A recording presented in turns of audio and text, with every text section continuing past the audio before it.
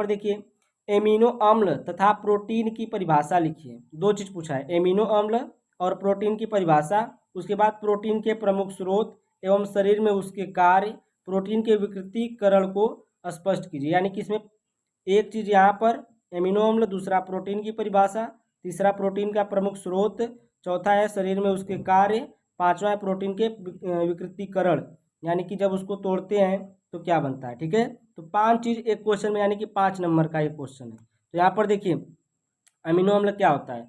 Amino अम्ल carboxylic अम्लों के ऐसे व्युत्पन्न हैं जो अम्ल के एल्कील मूलक के हाइड्रोजन परमाणुओं के अनुरूप एमिनो समूहों द्वारा विस्थापन पर बनते हैं। यानी कि एमिनो समूह का टूटना, यानी कि विस्थापन यानी कि टूटना, ठीक ना। एमिनो समूह जब टूटता है तो उसी के विस्थापन से, उसी के टूटने पर ये आपका एमिनो अम्ल बनता है। तो यहाँ पर देखिए एक एग्जाम्पल हम लिए हैं, देखिए CH3COOH है, ये किसके, अमोनिया के साथ रिएक्शन हो रहा है। अमोनिया किस में टूटता है, NH2+ में और H- में टूटता है। तो देखिए ये एसिटिक अम्ल आपका है, और ये जब NH2 है और ये H- में टूटा है, तो यहाँ पर देखिए ये आपका जो यहाँ से एक हाइड्रोजन और निकलेगा, ठीक है, यहाँ से एक हाइड्रोजन और निकलेगा, जो ये प्लस वाला है, ये प्लस वाला आकर इससे जुड़ जाएगा। तो देखिए NH2 और CH2 COOH, और हम लोग यहाँ पर -H कर सकते हैं, या फिर यहाँ पर लिख सकते हैं H2, हाइड्रोजन गैस निकल जाएगी। ठीक है,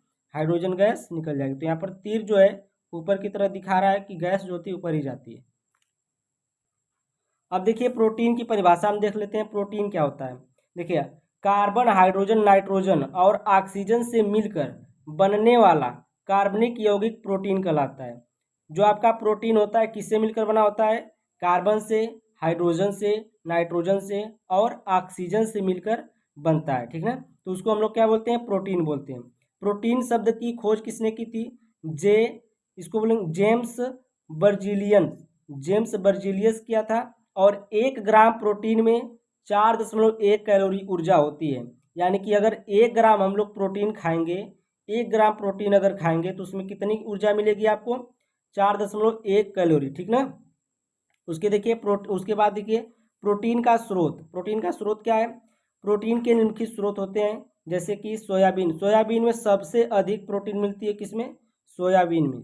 सोयाबीन है, दूध है, दही है, मसूर, गेहूं, चना, मटर, बादाम, दाल, पनीर, खजूर और मांस, मछली, अंडा, इस सब में क्या होता है आपका, प्रोटीन होता है।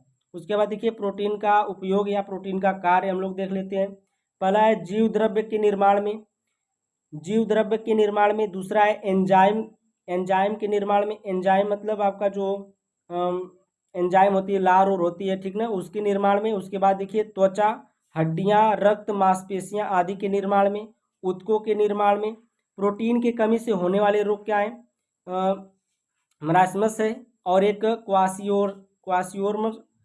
क्वासियोर्मर है, और देखिए एक देखिए प्रोटीन के अधिकतम होने पर, एक तो आपका प्रोटीन की कमी से होने वाला रोग है, 2 है, और प्रोटीन की अधिक, अगर आपके शरीर में प्रोटीन अधिक हो जा रहा है तभी एक रोग हो जाता है। देखिए स्ट्रोर, ये क्या है, एक स्ट्रोर है, और दूसरा है कैंसर। क्या है, स्ट्रोर और कैंसर, ये दोनों क्या है, आपके प्रोटीन के अधिक होने से होने वाला रोग है। उसके बाद देखिए प्रोटीन का विकृतीकरण पूछा था 5वां।